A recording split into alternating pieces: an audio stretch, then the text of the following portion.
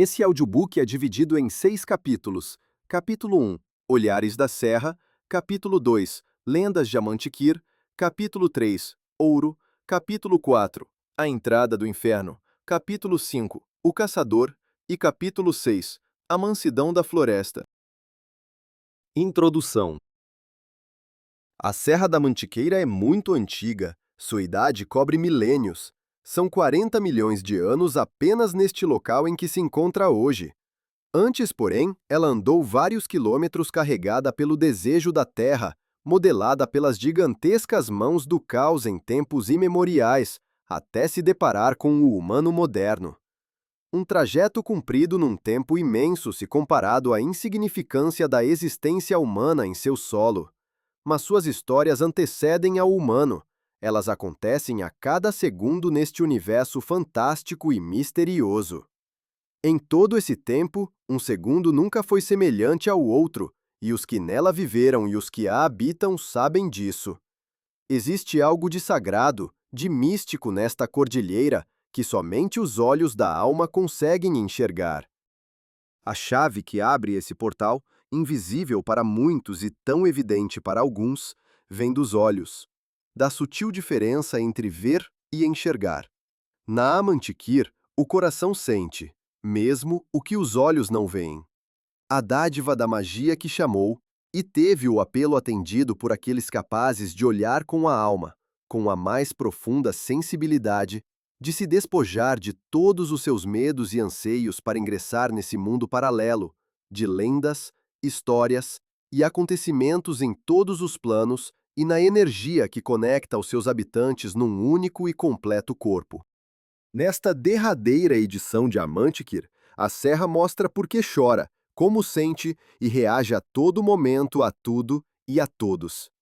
Este é um livro especial, pois raras vezes, quando uma entidade maior permite, descortinando o plano místico, a alma de um lugar pode ter seus fragmentos fotografados e revelados, seja em imagens, seja em lendas e crenças. Em cada fração de luz recolhida pelas lentes, existe a magia desse monumento natural que é a Mantiqueira. Bem como nas histórias narradas, que são tão reais para seus verdadeiros moradores quanto as páginas deste livro, e a explosão de sensibilidade desvendada nesse jogo lúdico de luz e sombras. Capítulo 1. Os Olhos da Serra. Os olhos da Amantiquir estão arregalados, atentos, observam tudo com o espanto do novo, do inusitado, tais quais aos da menina Vitória, que surgem na escuridão com veredas mágicas, pontes que unem o passado, o presente e o futuro dessa imensa e única serra em sua magnitude e importância histórica. O olhar da menina, negra com suas pupilas que fitam a imensidão do cosmos, surge do fundo escuro da casa simples. Nesse cenário, somente seus olhos resplandecem brilhantes, assustadoramente fixos e mansos, como um ostensório em que o tempo depositou toda a sua sabedoria milenar e sagrada. Um sorvedouro de luz e atenção. Os espíritos da Mantiqueira dão seus sinais em cada canto, em cada ser vivo animado ou inanimado, pois ali não se duvida que as rochas estejam tão vivas quanto qualquer outro de seus habitantes. O eterno abrigo das araucárias e do ouro regurgitado das entranhas da terra. Estudos antropológicos ainda preliminares mostram que a ocupação do humano se deu na Serra da Mantiqueira entre 9 e 7 mil anos atrás, e com ela o início das lendas que povoam seus cumes e vales, que atravessaram gerações e que sobreviveram a outros povos num permanente mosaico de idas e vindas.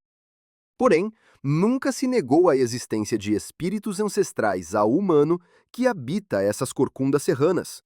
Eles se manifestam nos nevoeiros, nos rangidos ensurdecedores, nas grandes tempestades e no silêncio momentâneo que surge e cala até o estralar dos galhos. Ou na sensação permanente de estar sendo observado, bem de perto, acompanhado a cada passo, a cada gesto quando se embrenha pela serra. Tudo é cercado pelo místico, pelo mistério milenar que assombra e conforta, que repele e expulsa, ou que conclama o equilíbrio e a harmonia. A Mantiqueira chora por possuir olhos e por já ter visto o que nunca se imaginará, nem vagamente. Embora essa mística seja o registro mais latente de sua história de 40 milhões de anos, ela continua a ser partilhada, como foi desde muito antes da chegada do humano a seus costados até os dias atuais. Cada penedo, grota e vale se revela um contador de histórias de seus milhões de habitantes que ali cumpriram seu ciclo de vida. Neste exercício de remontar a trajetória, particularmente a dos humanos, mostra-se que primeiro chegaram os grupos nômades caçadores, que ao longo de centenas de anos foram sendo domesticados pela serra e se acomodaram em seu dorso repleto de árvores imensas, água abundante e onde outros seres também viviam. Ali, todos os seus seres vivos e espíritos vivenciaram tempos em que as nevascas cobriam a copa das árvores e abriam trilhas para se abrigarem em grutas e fendas nas pedras. E ali o humano rabiscou o que via, como um diário de suas façanhas nessas terras altas, com a fauna, a flora e os espíritos fantásticos que regiam tudo e todos. Filhas desses pioneiros e surgidas no caminho das águas da Amantiquir, as tribos de Puris, Cataguás, Abatinguaras, Teremembés, entre tantas outras, deixaram seus vestígios como o de 2,5 mil anos gravados nas paredes de granito na Pedra do Índio, em Minas Gerais. As pinturas rupestres foram se espalhando pelas encostas rochosas. Cada novo grupo ocupante desse solo procurava registrar não só o que via, mas entendia ser sagrado e digno de se perpetuar, com traços feitos na rocha, seu profundo respeito. Essas tribos guerrearam entre si, muitas delas canibais que devoravam seus inimigos. Os espíritos da velha senhora viram os acordos de paz e as uniões para atacar outros povos. Sangue, dor, sofrimento tingiram suas águas, suas pedras e seu chão. A Mantiqueira também viu com seus olhos imensos o tempo em que floresceram vidas, mansidão e paz. Em suas encostas prosperaram muitas espécies vegetais e animais cujos herdeiros ainda se mantêm nas corcundas das montanhas. E foi esse o tempo em que se fundiram culturas e histórias, crenças e hábitos, como na mistura quente de ferro, ouro, prata e pedra. Enfrentaram tempos de estiagem, grandes incêndios florestais, viram fenômenos envoltos em mistérios e reforçaram suas crenças. E foi nessa fusão de culturas que surge o próprio nome da cordilheira Amantiquir, a Serra de Chora. A princesa indígena, apaixonada e correspondida em seu amor pelo sol, acaba encarcerada pela lua, possessa de ciúmes, nas entranhas da cordilheira. De seu cárcere eterno, ela chora, e suas lágrimas vertem em cascatas, riachos, lagoas que correm para os vales de imensos rios. Capítulo 2. Lendas. O Trem Fantasma final de 1912. Mais de 300 homens subiram a Mantiqueira com a missão de construir cerca de 50 quilômetros de ferrovia. Foram 2 anos de trabalhos, embora os relatos que surgiram mostrassem que para muitos se tratou de uma verdadeira eternidade. A cordilheira despertou furiosa, evocando todos os seus protetores para impedir essa nova invasão. A construção da estrada de ferro ligando o Vale do Paraíba até o cume das montanhas foi marcada por imensos sacrifícios e casos aterrorizantes. A companhia responsável pela obra dividiu os operários em grupos que foram deixados ao longo do futuro trajeto. A fim de rasgar as paredes de granito e abrir o caminho para os trilhos, os homens foram munidos com picaretas, marretas, machados e dinamites. A cada explosão ou árvore derrubada, o som ecoava com força nas encostas rochosas e reverberava quilômetros ao longo dos vales. A primeira resposta foram os intensos nevoeiros e um frio congelante. As mãos colavam no cabo das ferramentas. As pernas perdiam os movimentos. As geladuras praticamente selavam as bocas e até mesmo os olhos dos trabalhadores. Uma dor impiedosa os colocava cada vez mais frágeis diante da serra. Não se via absolutamente nada, nem mesmo a poucos centímetros à frente. A qualquer hora surgia a névoa branca, densa e terrivelmente gélida, e com ela os sons dos mais estranhos, desde gemidos, trovões e gritos inumanos. O mais terrível dos sons era o assovio torturante que chegava por entre as árvores, como a voz de uma legião de espíritos sedentos de vingança. Era como um sinal ao início das chicotadas do vento, tão cortantes que rasgavam a fundo a carne, mesmo coberta com grossa roupa. O sangue escorria pelos ouvidos e rapidamente se congelava. Os lábios pregados se rachavam e as bocas se tornavam feridas expostas. Os dentes se trincavam e se quebravam nesse açoite sem fim. De repente o assovio parava e a névoa recuava, como se fosse sugada pela mata, deixando dezenas de homens se contorcendo de dor e medo. Cambaleantes, eles se ajuntavam para compartilhar o pouco do calor do corpo e as muitas dores. Os que se desesperavam tentavam, em vão, fugir daquele cárcere sem grades e encarcerados apenas pela imensidão. Eles sabiam que aquilo se repetiria num martírio sem fim. Anoitecia, e com o breu os tormentos eram ainda piores. O cansaço e as precárias acomodações nos imensos barracões adaptados, no meio da floresta, mal davam para se cuidar das feridas. O vento gelado penetrava pelas frestas das tábuas das paredes.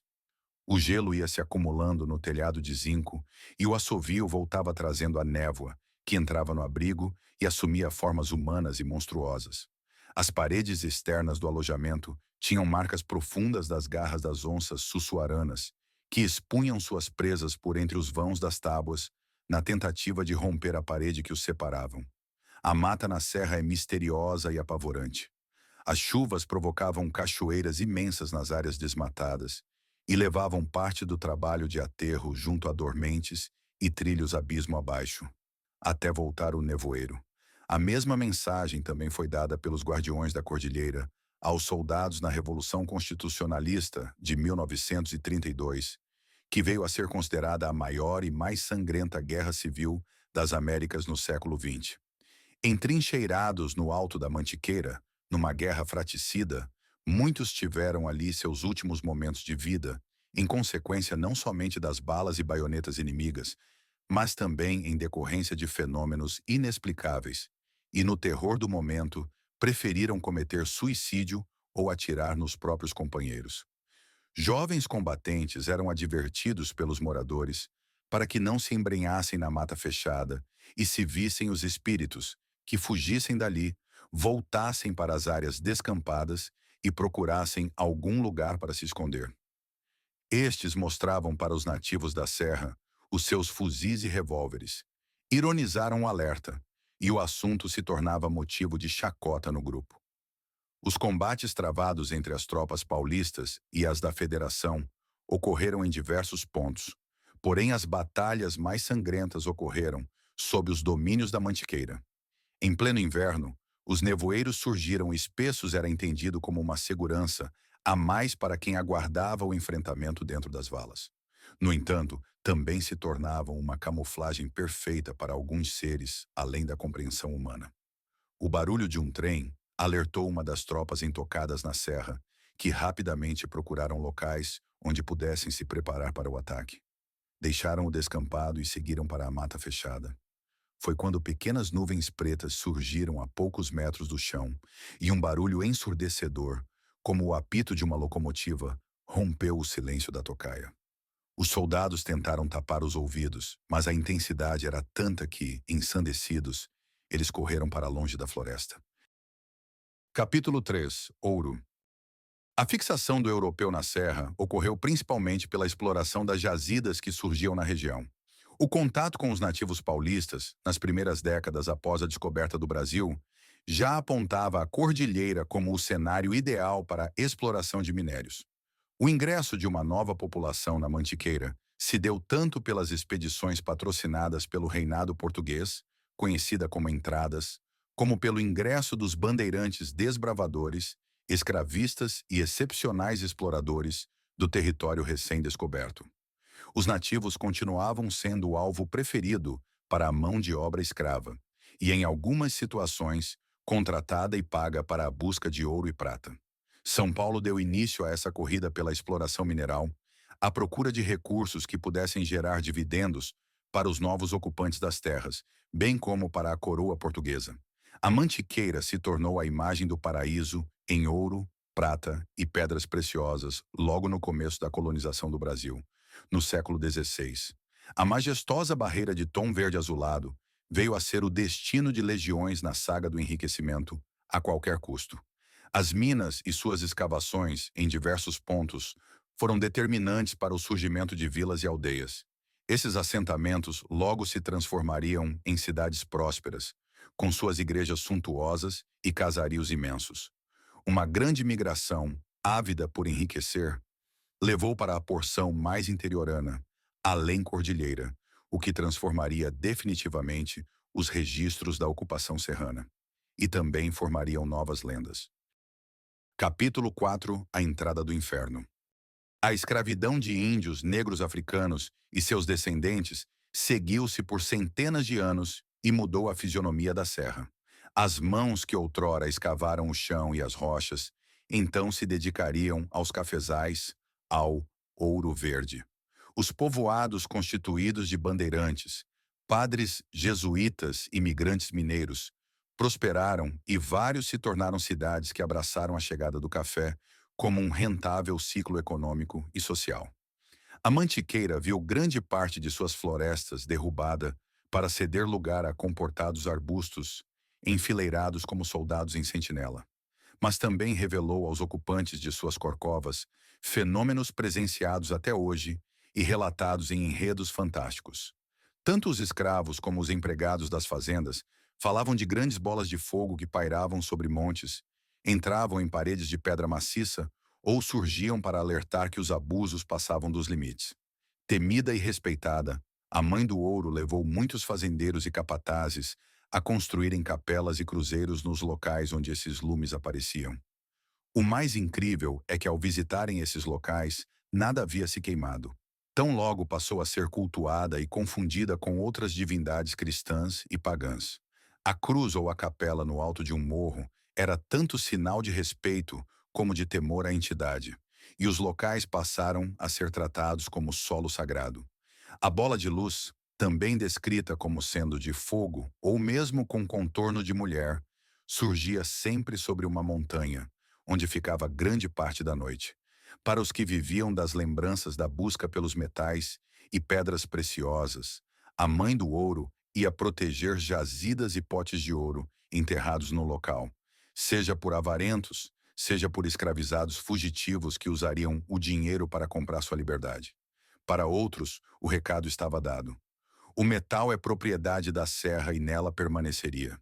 O intenso brilho da luz sinalizava a todos para que deixassem o lugar intocado. Ali estava algo pertencente a esse espírito e, se furtado, a desgraça abateria sobre quem ousasse enfrentá-la. A cobra de fogo, a vingança dos espíritos defensores da mata e da mantiqueira, também criou o corpo como o boitatá, que em tupi significa cobra de fogo, passou a desesperar os depredadores da floresta. A serpente flamejante que mora em grotas, lagoas e riachos derrubou porta de senzalas, queimou cafezais e carbonizou casarões, porém sem faltar em prevenir a da sua chegada e seu avanço sobre os que desrespeitavam os limites por ela impostos. No final do século XVIII, um rico fazendeiro, dono de um imenso casarão e de centenas de escravos, mandou derrubar uma vasta extensão de mata nativa e incendiá-la. Ao ser alertado da presença do boitatá, que já havia queimado capatazes e escravos dentro da floresta, no dia seguinte colocou dezenas de escravos para executar a tarefa. E aos berros desafiou aquilo que nominara Demônio dos Infernos, acompanhado de um capelão que lia trechos da Bíblia. Ao cair da tarde, a imensa cobra de fogo surgiu no horizonte de troncos cortados e árvores calcinadas. Movimentava-se com extrema rapidez e passou a circundar tanto a senzala como o casarão e as taperas de empregados.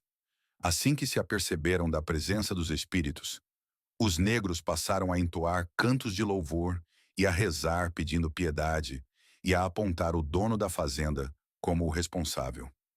De nada adiantou, o boitatá incendiou o prédio que abrigava os escravos e avançou em direção à casa grande. O fazendeiro, ouvindo os gritos de pavor, saiu em sua varanda, situada no alto de uma escadaria, munido de um trabuco e de um chicote.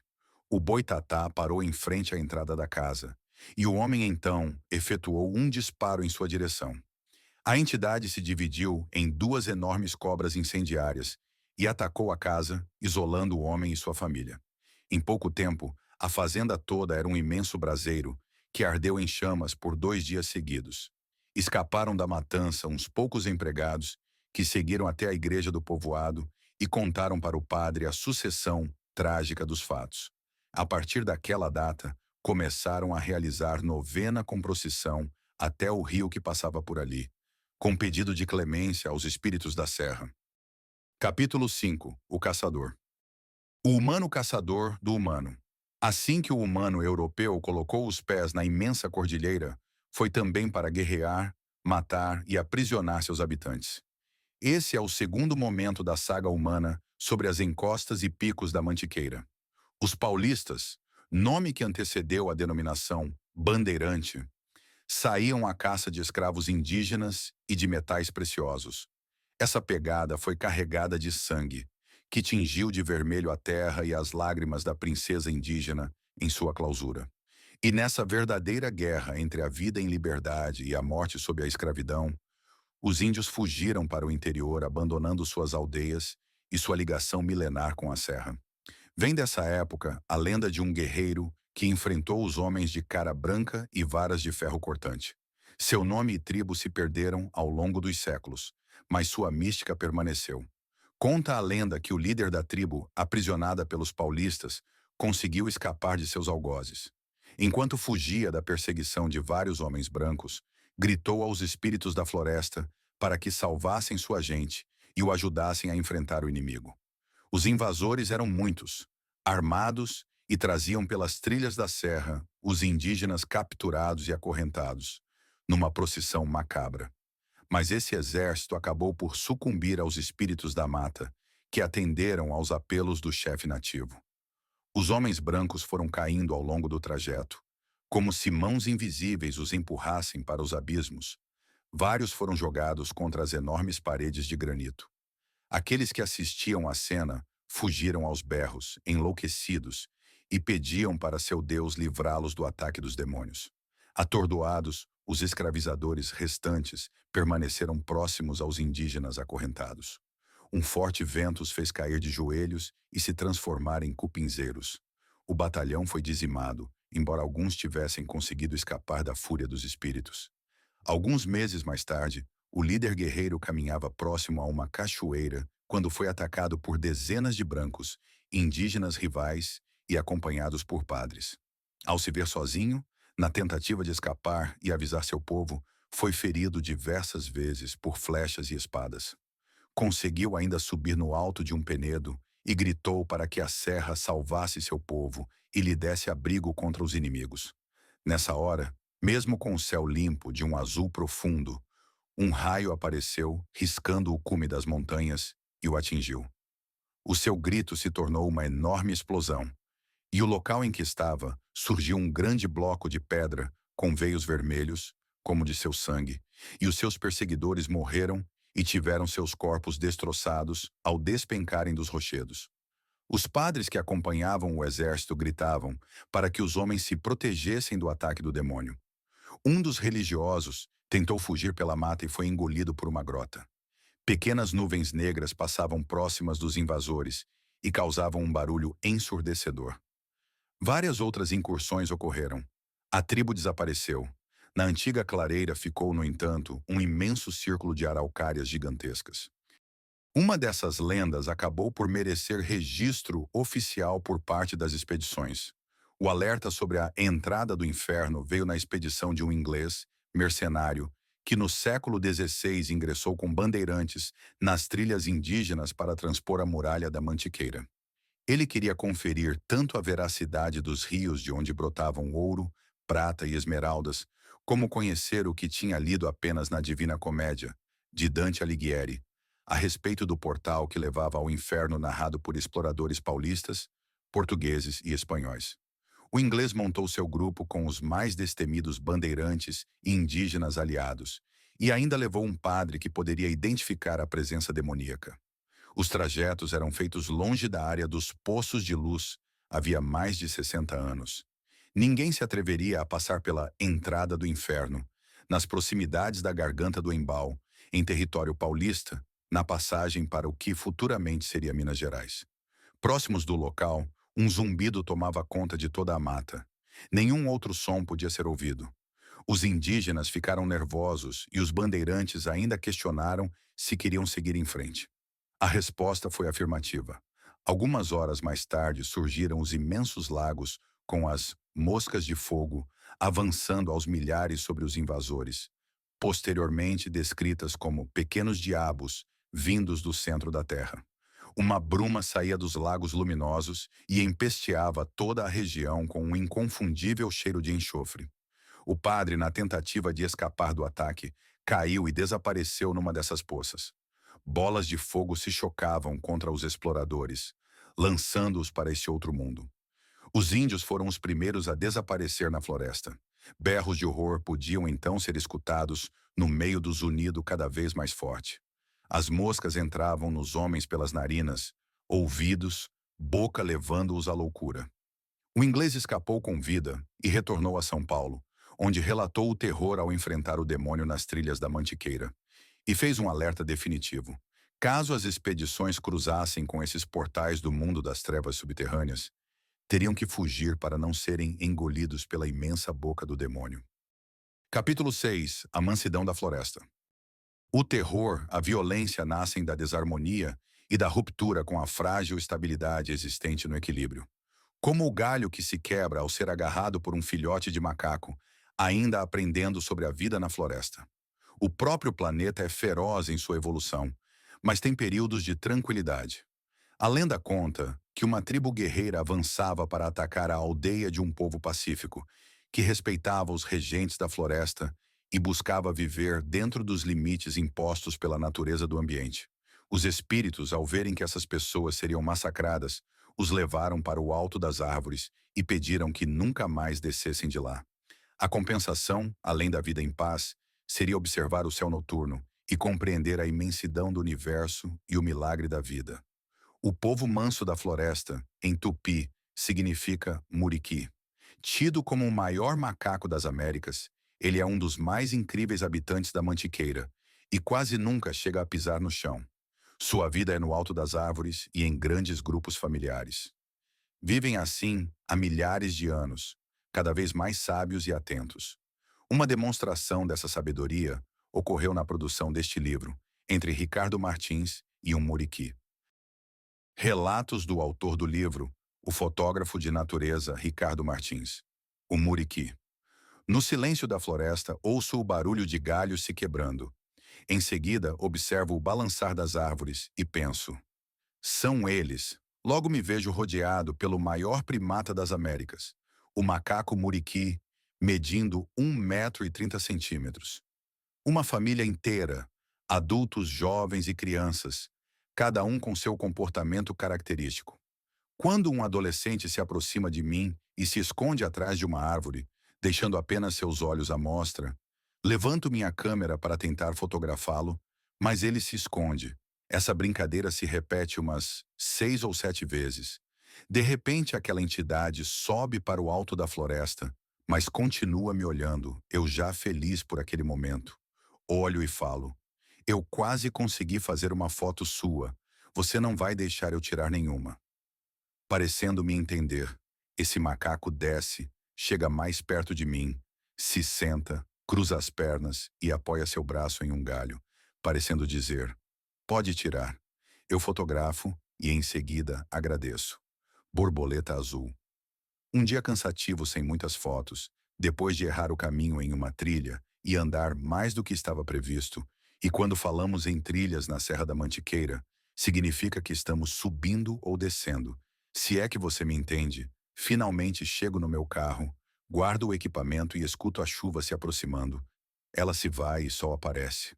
Penso entusiasmado comigo: ah, como é bonita essa luz! Nesse instante, várias e várias borboletas azuis começam a se apresentar.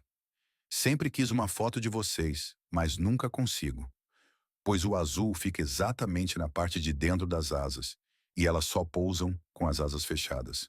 Mas naquele dia, uma delas resolveu me presentear e pousou em uma folha envernizada pelas águas da chuva, retocada pelo brilho do sol, com suas belas asas totalmente abertas para mim.